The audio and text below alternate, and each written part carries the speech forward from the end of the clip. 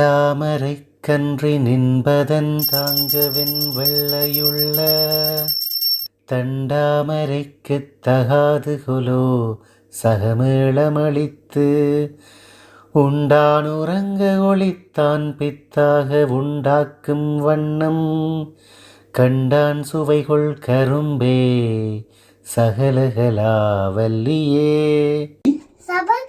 யாரை ராஜாவாக நியமிப்பது என்று யோசித்தன.